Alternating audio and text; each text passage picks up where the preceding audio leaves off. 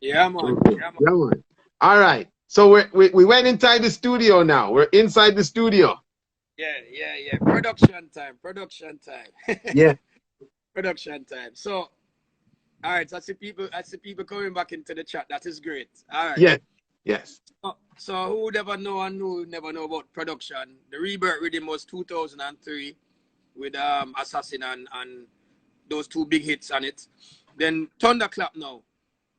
You see, every time you do stuff, it's like the third time is always like bigger. So the second rhythm was Thunderclap, right? Which Cartel Tech Body Girl. You think me easy? Yes. That solid up Cartel, you know. That tune there, you know. No That. people start say, yo, that tune there huge. And we get two tunes from Capleton. And we only released one because we say, all right, we only did like one. So release one with Capleton and the rhythm of go on, and I get enough cussing from parents because them said the Cartel song too slack, because Yeah. that song make most of the buses them, all the buses them have to take off the tint off of them window, you know. Yeah, because Because their kids were having sex. the schoolgirls them was having sitting down and in the damn bus having sex to Cartel song take body girl. Imagine that. So me start to feel embarrassed or ashamed and say, yo, parents them, because that's one thing with Renaissance. Anytime we used to keep a party or anything, the parents them used to call us and ask us, do you have security in place? Where can I drop off my daughter? Yeah. Son used to deal with we. Anything Okay. we will get cussing. So we start get cussing off of this tech body girl tune. so so when that rhythm bust out now, we end up a build steps rhythm. See? And steps rhythm now is rhythm with We Be Burning Sean Paul. Yes. Right? No, that rhythm there now. The next rhythm we build. With the calling Sarani. Them time we just meet Sarani, and Sarani say, yo, I can play some keys. And say, all right, my rhythm I work on. Link me at the studio. And them Yeah. link give it couple vibes well. And we just lock it in and say, yo, that rhythm I sound. I don't know about that rhythm, and I feel something about that rhythm, you know. So when we start voice everybody on it now, Elephant Man and Assassin give a rotted tune. Assassin never even did like him tune. In the certain time interview. Because him say, boy, it looks sound too simple. And we was saying, yo, leave the tune alone, man. Just low we don't want to all like we all want kick off because man want to do over him tune. I say, yo, my career, you know. I say, yo, you voice the tune, but trust me, the tune wicked. Yeah. So now I try to get a Capleton now. And we used to check Capleton every day now, and we have mixed the tune now, and we are wait on Capleton now, and Capleton nah give an attack, we just a say on an attack every day, waste every day. And then now Dr. Dre and Factor reminded me that we had a Capleton sitting down. You understand? So we Yeah. said, Yeah. we're gonna remix that Capleton. So we actually remix it, Factor put it on key, change up the words, put it in a structural production way. And that's what happened to this tune now. The tune on what everybody is saying is huge, is really a remix. Wow. Arwa. Arwa. Arwa. Arwa. Yeah. Yeah. Arwa. Yeah. They Yeah. don't change if you do something about it. All rearrange. That's a remix. That was originally voiced on Thunderclap. That's why I'm started. So burn them, burn them, burn them, burn them, burn them. Yeah. And Thunderclap is turn up, turn up, turn up, turn up, turn up. Right? So if Capleton, because when Smart, we are one of the first producers for a corporate company to sponsor a rhythm. So Ah. I sponsored that rhythm for ATI weekend. So they were doing a video, like a video medley. And we called Capleton to be in the video, and Capleton don't even know the words and just have to mumble them out. Because how him DJ, that's not how it remix. We chop up the word, we change up enough things. But they at the end, they're the front, and Miguel and Ray. Yeah. Yeah. So up to this day, Capleton opened up him show with that song up to this day. So when I was telling Assassin that it was a remix, Assassin dropped down. Him saying, can't believe this. Yeah. Oh, that song be a remix. I'm say, Assassin, remember, say, that we're known for, you know, we're known for remixes, you know. So if me ever remix something, a lot of my remix them is through a production, you know. That's why I want to get into production, because I was doing my remix like I was producing. You Okay. understand? Yes, yes, yes. So now the same thing now with We Be Burning now. Sean Paul voiced that track on the steps with him, which I didn't know him did voice for Lenky as well. It's after when the legality come up, I realized that Lenky owned the tune too. So Right? there's two We Be Burnings. Two We Be Burning, but Lenky didn't release his one. Okay. But I didn't know that. I didn't know that at the time. So what I did when I heard the track, I wanted to remix the We Be Burning because I'm getting a Sean Paul now, and I like because not every Sean Paul bus. Right. We had the history. So I said I Yeah. can make use of this Sean Paul. So what I did, he gave us 2 verses, and 1 verse was longer than the other. So I turned it into 3 verses and structured the rhythm with the chorus, verse, chorus, verse, chorus. Calling Serrani and said, Serrani, we need the chorus to sound different than the verse. And Serrani came up with the idea and put the chorus around, put the phrases around the chorus. And when we mix it off, I will hear it, and even Serrani couldn't believe him do that. Him all holding me and say, Dilly, that tune sound wicked, you know. I'm going to say, yo, but I know if Sean Paul I like it because not every artist like when you trouble them song. Yeah. So when Sean Paul checked me the night after we done mix it, me one day at the studio, no, I didn't even think. I think other people was there, but Sean Paul drive up in them car. I'm going to go in them car and sit down and give him the CD and say, yo, hope you like this, you know. And Sean Paul press play. I'm listening. Me start getting nervous now because I'm not saying nothing to me. That was not to me. I would say, now me start feel like a little kid now. I wait for, you know, Sean Paul would say, yeah, you know. Yeah, yeah. And I turn and say, yo, this song good, you know. Yo, give me some more day, I'm going to pre it. I'm still not feel comfortable. Because I'm going to make Jeremy Harden listen it now. Everybody else listening. I'm going to say, all right. That time, me not get on the album yet, you know. The album is almost ready to release without my track. Oh. See? So what I end up doing, I start work the tune because them time I know a DJ almost in every radio station in every state. Because me I travel hard. So I start say, yo, drop this in their mix shows. Drop this in their mix show. All a white radio station I end up get to play. Like them say, Delano, yo, I'm gonna get all a morning show. I'm gonna go and beat it on the radio in Miami, Power 96. Now forget that day there.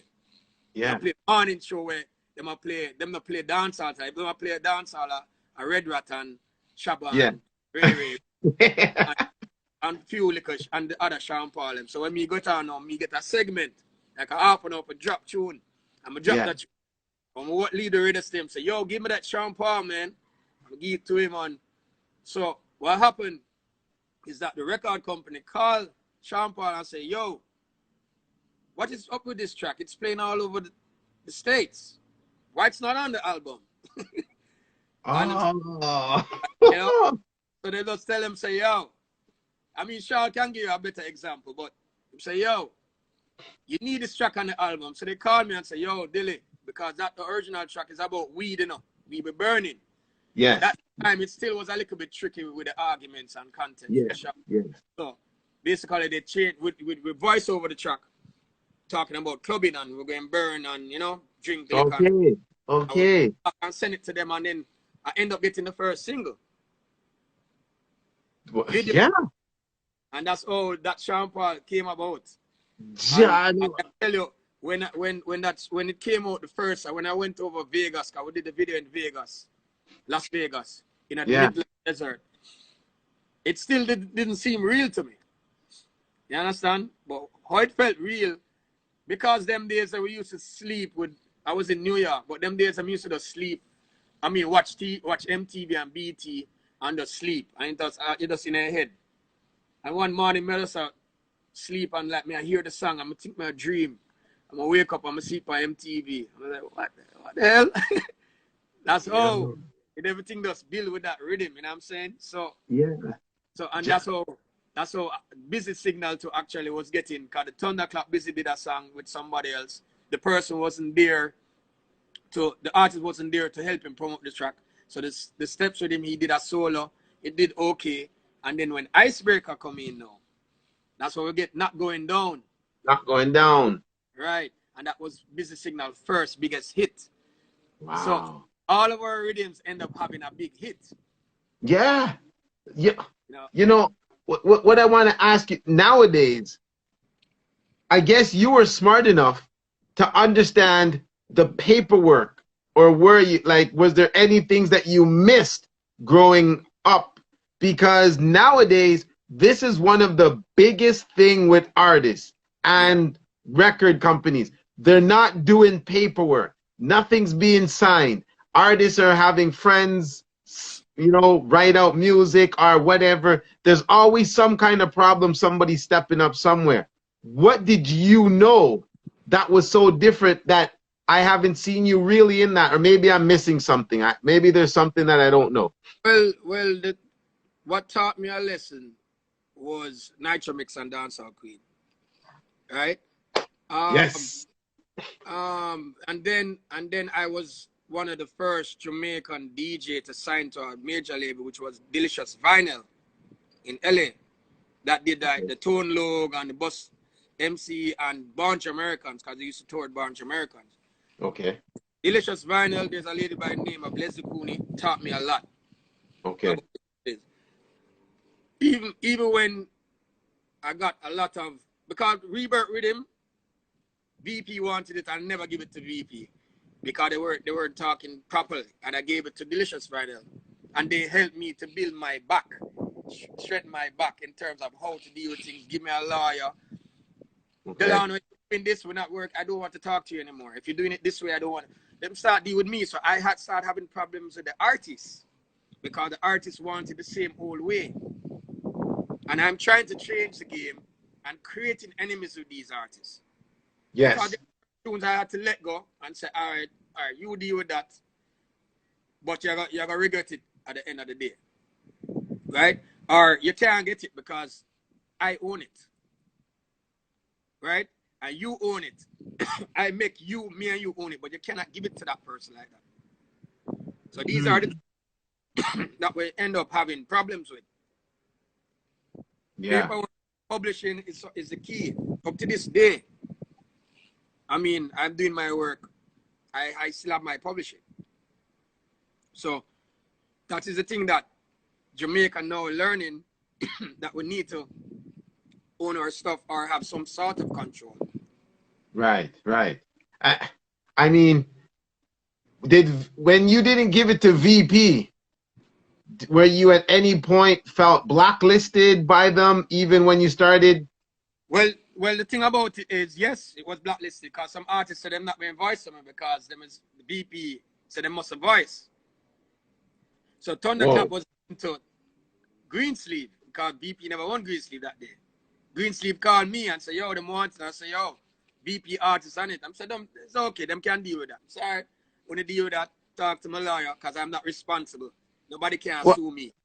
Well, I know, Delano, you're saying to me, this great company VP would actually tell those people, say, no, don't voice for Delano. Yeah, it's not just me alone as producers. It was actually part of their business module.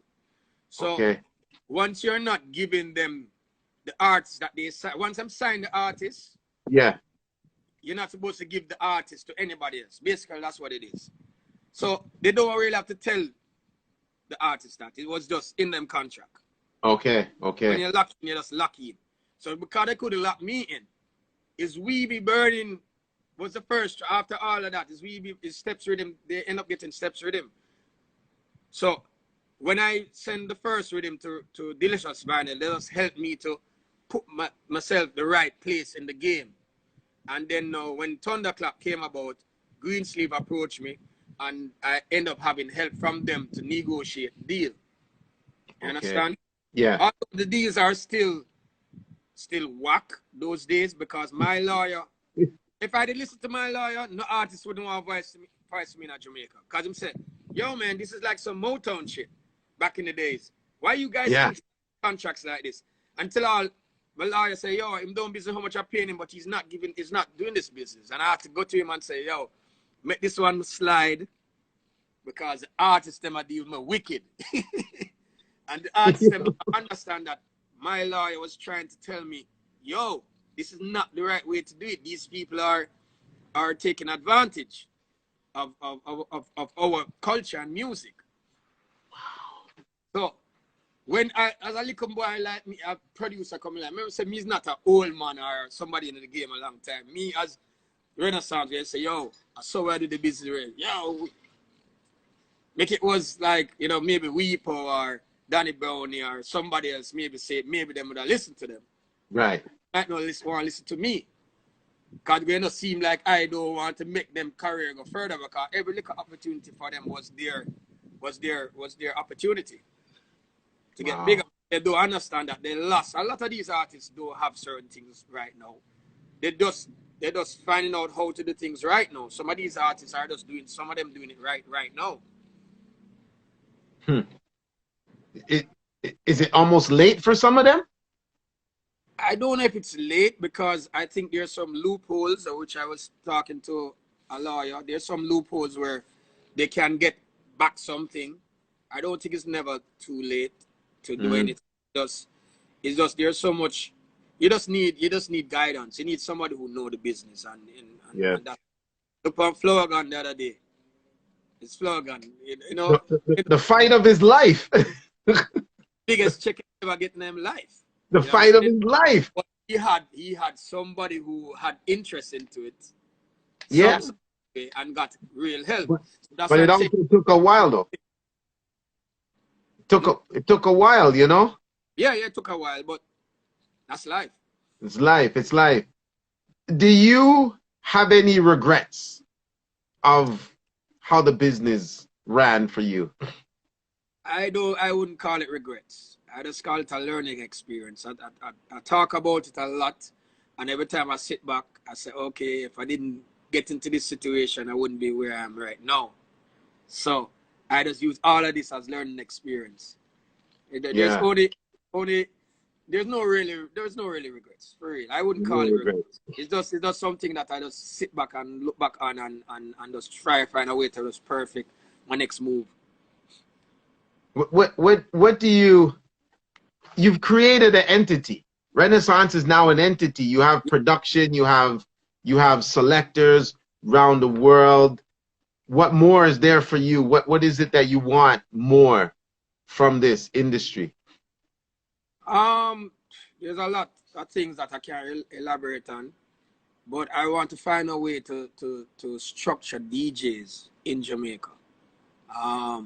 Because traveling all over the world, and not just, I've been to places where I know some DJs I've never been, or been to certain events. I played at Hugh Hefner events. I played at events that what that guy named, he created Spider-Man and all those things. And I met. Oh yes. I opened for Subline. So I've been around different type of DJs and see how they take care of their surrounded DJs. And I always look at that and say, how can I accomplish that? So that's one of my next move. Stanley. The industry in terms of DJ, because I've been doing everything. What I'm doing now, what I'm surprised about, is training DJs. I never thought I would end up training DJs or being a professor, or being a motivation speaker, whatever it is. Yes. Doing that. Yeah. Well, what's the biggest challenge in that? What is the biggest challenge? Can a man just come walk off the street and say, you know what, I want to be a DJ? The thing about it is that when the Ministry of Tourism, this is really for DJs that entertain the tourism sector of the whole thing, industry. So they didn't just ask me to do it. They sent out a bid, and a lot of DJs bid, but I didn't bid. So someone called me and asked me why I didn't bid. I said, boy, what is it that I'm going to train DJs? Anybody can be a DJ now. You know what I'm saying? And I said, no, send in a bid. So I met one of my sisters. One of my sisters is a nurse educator. Her name is Kelani. And she overheard me talking to my business partner about being a training DJs. I have to do a proposal. And she overheard and she said, hey, I have some ideas. I always wanted to be a DJ. But I'm a nurse educator, but we could use these modules There's a thing called emotion intelligence. There's a thing called interacting. There's a thing called working behind the scene and have to go out there and talk to people. I said, okay. So we sat down and did the proposal, sent it into the ministry, and they were blown away. They never seen anything like this before. Wow. And so the thing about the training now, it's that these are already DJs, because almost anybody can be a DJ, but not for every environment. You understand? Yeah. So my training is more of soft skills than hard skills. Okay. Because it doesn't make sense. Like, I'll be walking. I mean, when I just started it, this is my 3rd year, but my 4th running of the training. And it just moved to online. So it's a little bit challenging now, because the first time we're going to do this online. Right. So the whole thing about it is that soft skills is what we really need, because DJs are already there, DJs, and every DJ think they know everything, which I don't know everything either. I learn every day. I'm even learning from this training. I didn't even know that what I'm training is what I was doing all this time. You know what I'm saying? So, so this modules actually brought me up to par and said, Delano, it's nothing. So when it come on to training now, it's really about knowing how to adapt into certain environment. When you go into some of these hotels, some of them don't even want you to play dancer. Yeah. Because some DJs made it bad for other DJs, because they would be just playing the wrong dancer. Some of the dancer what don't even need it to play. So they restrict. So instead of restrict them, tell them don't play this. Nobody want to be over anybody with a button and say don't play this, don't play that. So them just say don't play no dancer or play some reggae at 2 o'clock. You understand? So I had to go in there now and find ways of getting them more creative, how to not make it seem like you're pushing. It's like you're carrying a horse to the water and forcing the horse to drink the water. Yeah. Yeah. These people are coming from all over the world. So some of them might only know Bob Marley. Some might know Shabba Alone. You know? So when you try to push music down them throat, they want to hear their music too. So what you have to do as a DJ now, you have to study their culture and find a way how to blend your culture with their culture. Also, the hotel culture. So the managers can say, hey, I trust you to do anything else you want to do. Just remember, just don't discriminate, don't do this, don't do that, don't offend anyone. Because you can offend one with just one song. Yes, I understand. Right. So that's more of the training what I'm doing. I'm actually, and surprisingly, when I'm done with the training, these DJs actually love what I'm doing. They really appreciate it. I was skeptical at first, because I'm saying, yo, I don't know if they're going to accept that I'm training soft skills more than hard skills. Because hard skills, you can go on YouTube, watch a YouTube and follow it and capture it by just practicing. So all I think is just putting them more in a more structural way of being a DJ. Because I fluctuate from different DJing just all over the world. Dance party. I play a party where them think I don't even know nothing about dance music. But when I done with them get some dancer. So that's what you always got to make sure it's in there. Yeah, that's all I've done all my life. So the thing about it is that I am surprised that I am actually training DJs. I mean, everybody with Jazzy and everybody came into our thing. I never like trained them. I just had a vision, and they had a vision. It was easy to you understand? Yeah. We made manifest that transition. Because we're all in the same wavelength. Delano, I think what you've done is totally incredible. But to this date, don't you think that a lot of us have lost that originality? A lot of us have lost that oomph to make any form of game changing.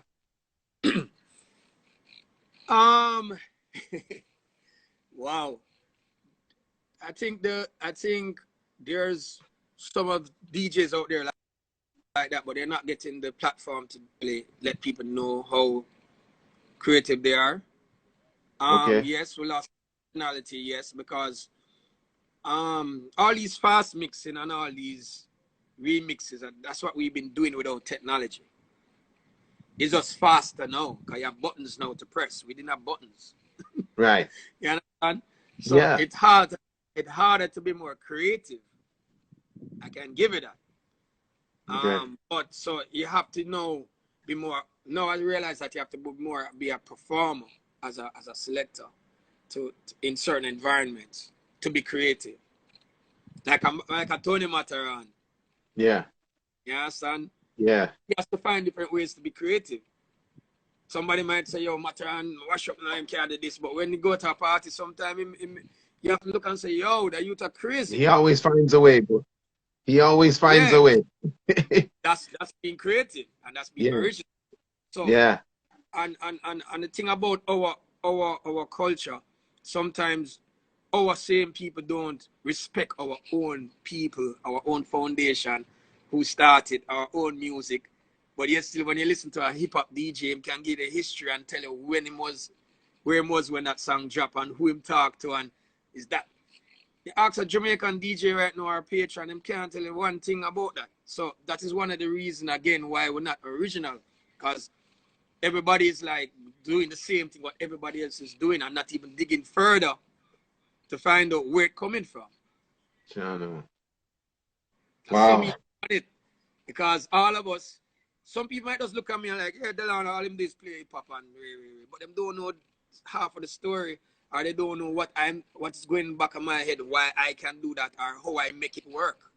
Yeah. I'm not going to play regular. So if somebody watch my thing and say, yo, you never play this artist or him play that song, I never play the artist on the song, and then you hear so the artist that vex with you. So that's what always happening now. The DJs them now always have a mixture. Say if them have 20 songs on the rhythm, them have to try play the 20 song.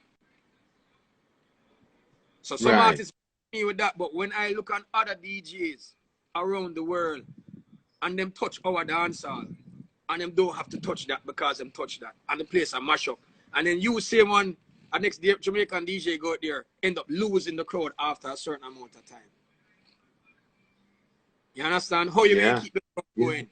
You can play the same way, like a book, page 1, page 2, page 3. Now I've jumped from page 1 to page 10. Yeah. Yeah. Fix Yeah. ways of doing it, because a lot of these island DJs and other DJs are playing dancehall better than us. Wow. Not that they're playing every music. Yeah. When you listen to Matarans and I'm like, to man, to drop some tune sometimes, say, yeah, I know I'm gonna hear this, or you didn't expect that tune to come next, because he's Yeah. not doing it like a book, like art, you know what I'm saying? So it's like the original part of it is that we have to be more creative. So the only way to be more creative and original is just to change how you play, and that's what I did when I was coming up. Yeah. When everybody said it wouldn't work, no people say it wouldn't work. What am I doing? Go back. But I almost never play music, I start cook food and deliver, My team of cook and me I deliver to office and all them things, and I get ready for party, and I wonder which one for the now, because the food for hours, you done one day, you have to buy it, stock for fix, cook for the next day. After a while, I just get up one day and say, done with this food thing, I go on with my music, Yeah, those are the challenges. Because then you have to believe in yourself, say it can work. Yeah. You Yeah. get me? The sacrifices you made were insane. You see what I'm saying? My youth never get to see a lot of me. I just know me and him can park. He's a producer too, 3D, Cause me is when me I play, I have to leave him with all different girls and go, like I'll keep him tonight. Oh, I keep up to that, cause me wanna live with my son. Yeah. And Yeah. all them stuff, tell them all know all about the girl, but they have to do nothing. I'll go home and can't find my son. Me realize say some girl pick him up and gone shopping or some shit. So those are the things, those are sacrifices. Gianni, you see? I mean, those Enough are people didn't know that history. Great, because then I didn't have time with the person. Yeah. I mean, all who know me from a long time don't even have a question. Them know my son. Like the gate man. I'm that call me and say, yo, Hold on there. Me hear my cry down at the house now. Yeah, I say, break up. alright. So come and run Yeah, back break up. Yeah, home. break up. You can hear me? Yeah, yeah. No, it does the sacrifices, Bridget. Sacrifice. Yeah. Boy, we nearly lost a great legendary to turn into a chef. That's crazy. Yeah, and remember, you know, that when this happened to me. It freeze. If you can hear me, it's best you log out and log back in. Log out and log back in. Wait, okay, you're good? Can you hear me? Okay. I think is yeah, all right. He's gonna try logging out and log back in. Well, if you don't know, I'm speaking to the great Delano from Renaissance. I'm not gonna keep him much longer. One or a few more questions, and that's it. He is legendary. He is a man who changed a game in the music.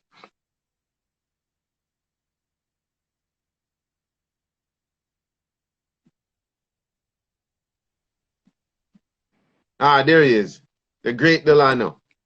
Yeah, You man. know, Delano, I'm not going to ask you much more because I appreciate your time. I'm not going to go over my time. I appreciate everything that you've been with here today. Just I want to ask you, who has been the hardest artist to work with, and who has been the easiest artist to work with? Oh boy. That's a hard question.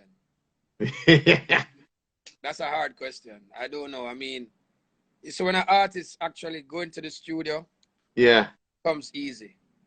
Okay. Okay. Yeah, it becomes easy. The only problem you can have with an artist is when them take long to reach a studio. Or them you know, that's behaviors. Okay. Okay. All right. In terms of like, so that Tech Body Girl tune with Cartel, Yes. I don't know, I started in no time. Him had an interview to go to, and somebody was waiting. Don Corleone was waiting on him. Ask Don Corleone when you have an interview with him about that song. Don Corleone was there, and him looking at him watch and say, yo, I got late, and the man and do the tune and say, give me one more track. All right, little more, bam, gone. Wow. I think that was yes, true. Yeah, man. Yeah. Okay. All right. Listen, I appreciate that you've taken the time here today, Delano, man. I really appreciate that. And I think myself and the rest of the world needs to give you a big thank you and a big appreciation of respect for what you've done for this business and created the history that you've created in this business. I think it's, you know, listen, we all played the Nitro mix. We've all played the Bounty Beanie. And, you know, we still continue to play it. It is what it is.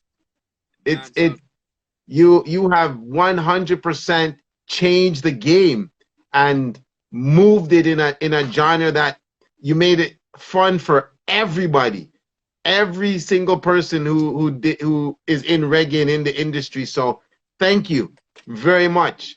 It froze. Right. I don't know if you could hear me, Delano. Yeah. You can hear me? All right. So we're just going to say thank you, but you can't hear me. So respect anyway. Big respect. You hear that? Thank you. Thank you very much. All right. So that is.